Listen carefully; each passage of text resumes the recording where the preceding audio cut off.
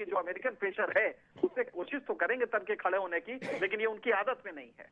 तो कुल मिलाकर वास्तव में देखा जाए तो टाइम मैगजीन नहीं, भारत के लोग ही मानते हैं, और इस तरह से यदि ये जारी रहा तो आने वाले समय में टाइम मैगजीन नहीं, बाकी दूसरी जो इंडिया की मैगजीन भी लिखेंगे कि वो अंडर अचीवर ही हैं।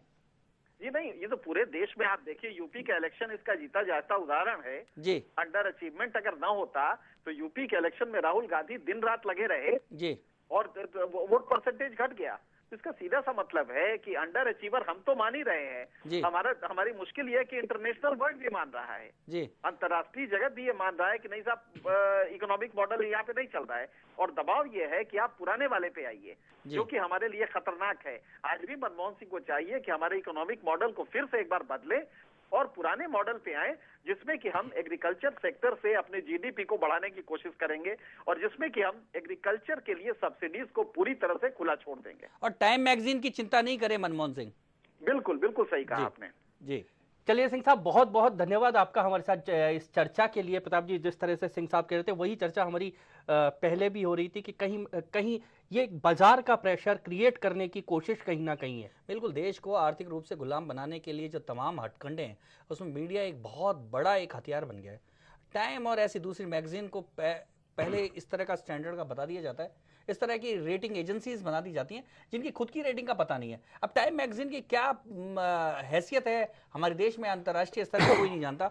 टाइम मैगजीन अमेरिका से छपती है और भारत के बारे में, भारत के प्रधानमंत्री के बारे में या भारत की गरीबी और अर्थव्यवस्था के बारे में क्या जानती है कोई नहीं जानता। लेकिन टाइम मैगजीन में कोई बात छपती है तो हमारे यहाँ का मीडिया से लेकर सब, और आशीष इसमें सबसे बड़ी बात यह है कि टाइम मैगजीन की बात को सुनने वाले मनमोहन सिंह और मनमोहन सिंह जैसे ही लोग हैं, और वो ये बताते हैं कि टाइम मैगजीन ने यदि सही लिखा है तो सही है।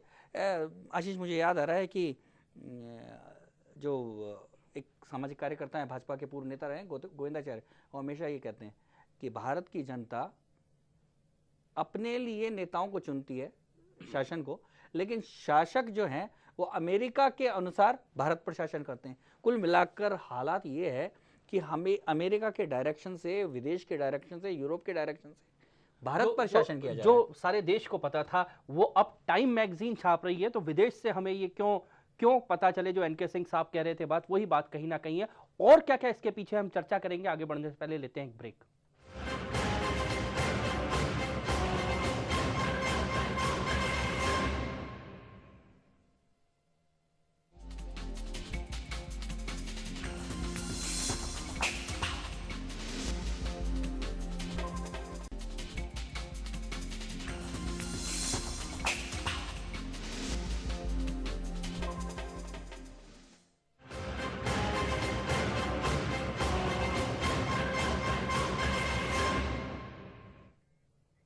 ब्रेक के बाद आपका स्वागत है।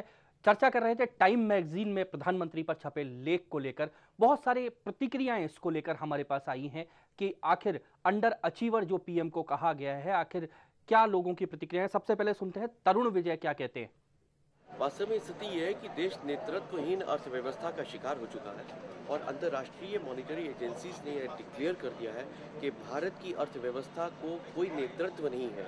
इससे बढ़कर एक इंडाइटमेंट भारत की सरकार का क्या हो सकता है। प्रधानमंत्री भी अर्थशास्त्री हैं और उनके जो राष्ट्रपति पद के उम्मीदवार हैं वे भी वित्त मंत्री रहे, लेकिन दोनों वित्त विशेषज्ञों का कमाल यह है कि देश की अर्थव्यवस्था रसातल में जा रही है। आम आदमी के लिए आने वाला समय अत्यंत दुष्कर और जीवन मुहाल करने वाला होगा। जितना वे कहते हैं अर्थव्यवस्था मजबूत होगी, उतना ही रुपया लुढ़कता है और रुपया के लुढ़कने से लाखों करोड़ रुपए का भारत के व्यापारियों को, आम जनता को तो नुकसान हुआ ही है।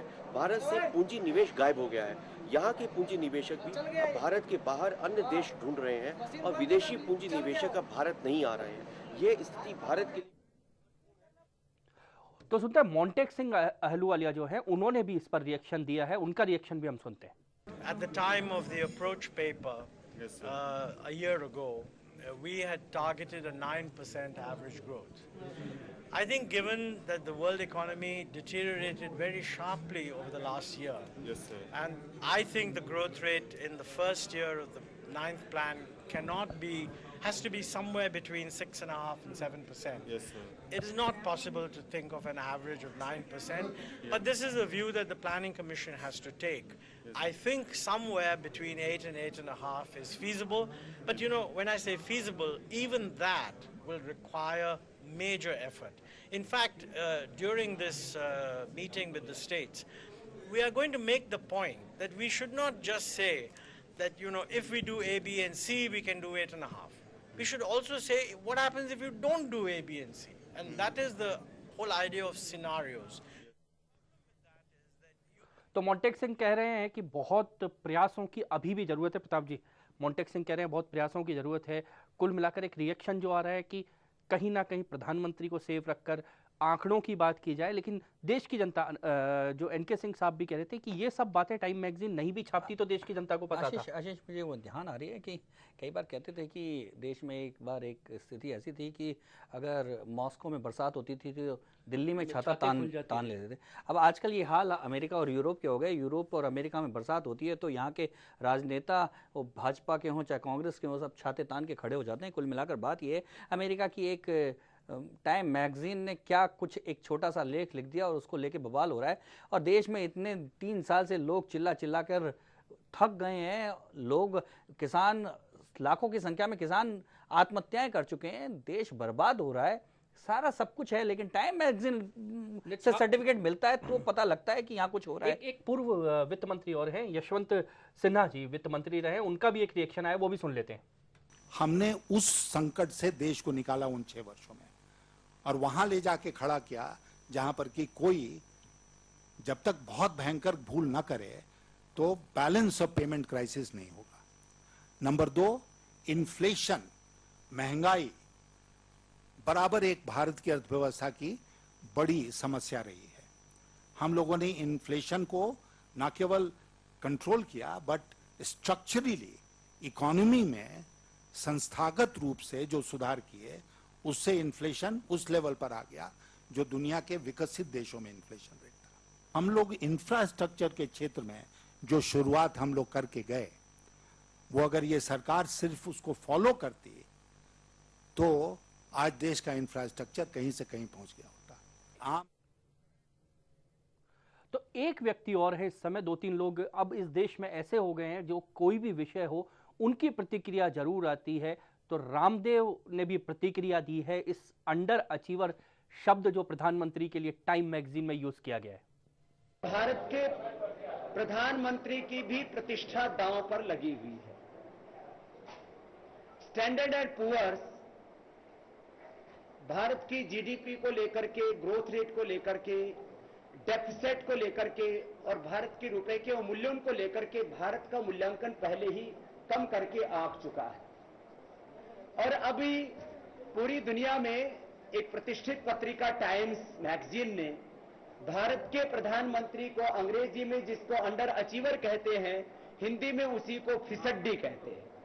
तो भारत के प्रधानमंत्री को दुनिया की बड़ी बड़ी एजेंसियां और पूरी दुनिया के बुद्धिजीवी फिसड्डी करार दे रहे हैं, क्योंकि प्रधानमंत्री भ्रष्टाचार के ऊपर नियंत्रण अंकुश नहीं लगा पा रहे, अपने बेलगाम हुए मंत्रिमंडल के ऊपर लगाम नहीं लगा पा रहे हैं। दूसरों के ऊपर तो क्या लगाम लगाएंगे, प्रधानमंत्री के नीचे ही जो कोयला मंत्रालय था वो भी बेलगाम हो गया।